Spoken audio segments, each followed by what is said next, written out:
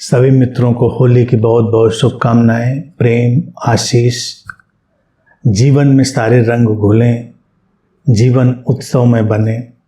होली का यही संदेश है। होली एक बहुत ही प्यारा और अनूठा अवसर है।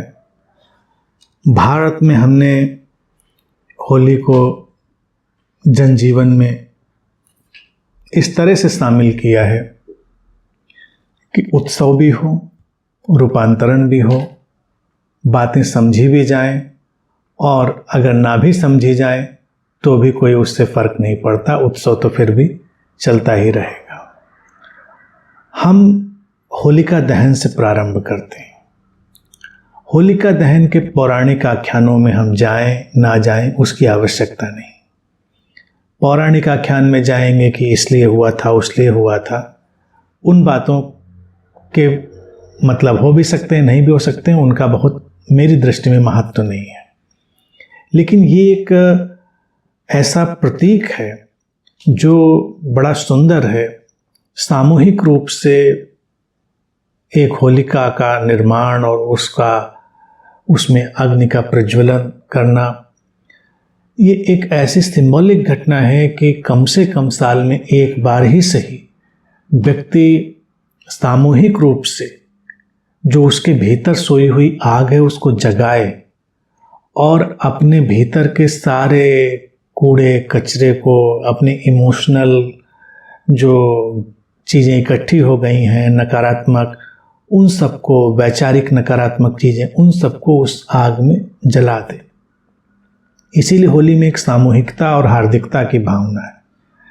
अकेले अकेले तो हम कर ही रहे हैं, यानी कि अकेले भी घर में उसको करते हैं, लेकिन होलिका में हमने कहा कि सामूहिक रूप से भी। तो एक कलेक्टिव जो माइंड है, कलेक्टिव कॉन्शियसनेस है, उसका प्योरिफिकेशन हो, उसका शुद्धिकरण हो। सारे लोग कम से कम उस अग्नि के साक्षी बने, उससे गुजरें, उसको देखें, उसका सम्मान करें, उसके सहभागी बने। तो जो ये पूजा और ये सब चीज़ें इसके लिए डाली जाती हैं, वो तो लोगों को जोड़े रखने के लिए हैं, लोगों का रस बनाए रखने के लिए, और अच्छा भी है।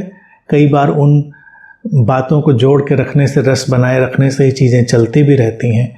लेकिन मूल बात यही है कि एक ऐसी घटना जो बाहर हमने प्रतीक रूप से करी है, उसका ही हमारे मानसिक धरातल पर भी आविष्कार होना चाहिए। उसका जो घटनाक्रम है हमारे मानसिक धरातल पर भी होना चाहिए कि हम एक साथ अपनी कलेक्टिव जो मेमोरी है, कलेक्टिव माइंड फील्ड है, उसको क्लीन करें, उसमें आग जलाएं और उससे जो कुछ भी व्यर्थ का है उसको बाहर फेंक दें। क्योंकि आग शुद्ध करने की घटना है। आग हमेशा शुद्ध करती है और आग हमारे भीतर की जीवन ऊर्जा का भी प्रतीक है कि उसको जगाना है। आग का किसी से भेद नहीं है। तो इसीलिए होलिका में हम भेदभाव रहित एक उत्सव मनाते हैं।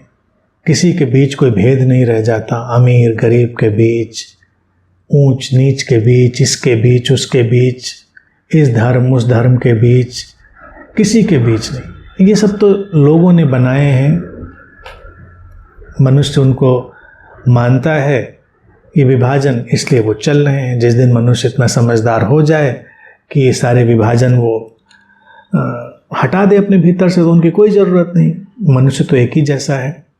तो आग जैसे कोई भेद नहीं मानती, इस तरह से ही होलिका में हम सबके साथ मिलकर आगे चलते हैं। और फिर बात यहीं पर रुकती नहीं। पहले तो हम आग से गुजरे, आग को अपने भीतर प्रज्वलित किया, उसका सिंबल बाहर है, बाहर से और उसमें थोड़ा उत्साह जुड़ जाता है। फिर रंग, केवल शुद्ध होना ही आवश्यक नहीं है, फिर नए रंगों का समावेश भी जरूरी है। जीवन में रंगों को आने दें, जीवन को बेरंग नहीं रखना है। अस्तित्व ने जैसा जीवन दिया है उसमें हमें कुछ रंग जोड़ने हैं, उसको एक सुंदर कलाकृति में बदलना है। तो होलिका का तो और होली के रंगोत्सव का तो यही उद्देश्य रहा है भारत में। अब ये बीच में लोग निकाल लेते हैं, होली में एक तरह से दुश्मनी निभाने वाली बात है कि ऐसे ऐसे रंग लगा देंगे कि व्यक्ति की स्किन खराब हो जाए, कीचड़ एक दूसरे पे डालेंगे और तमाम तरह की जो उपद्रवी चीज़ें हैं वो सब करते हैं। वो होली का रंगोत्सव नहीं है। रंगोत्सव तो बड़ा कोमल सहृदय है। हम ऐसे रंगों का उपयोग करते हैं जो छूट जाते हैं, लेकिन उनके साथ सेलिब्रेट करते हैं तो ऐसा ही होना चाहिए। थोड़ा उसमें हमको ध्यान रखना पड़ेगा। ये सब उपद्रवी चीज़ें होली के लिए नहीं है। फिर होली में एक चीज़ हमने और भी देखी, हमारे छोटे इलाके में तो अक्सर ही दिखती थी, नशा। पता नहीं क्यों हर उत्सव में लोग नशा ले आते हैं, शराब ये वो सब पीना, और इसीलिए होली पर देखा जाए कितनी दुर्घटनाएं हो जाती हैं। अक्सर लोग पीकर कहीं गिरे, कहीं टकरा गए, कहीं एक्सीडेंट हो गया। होली के दूसरे दिन अक्सर ऐसी सूचनाएं आती रहती। छोटे इलाके में देखता था जो लोग कभी नहीं साल भर पीते थे वो भी उस दिन शराब में धुत थे, क्योंकि होली में लोगों ने भांग का भी वो उपयोग कर दिया कि भांग खाना भी होली है। और नशे वशे से होली का लेना देना नहीं है। ये सब मनुष्य की अपनी दमित विकृत आकांक्षाओं की पूर्ति के उसमें बहाने हैं। होली तो एक बड़ा ही शुद्ध और बड़ा ही हार्दिक उत्सव है। रंग उसमें कितना सुंदर अपनी भूमिका निभाते हैं, इसको कभी हम देखें।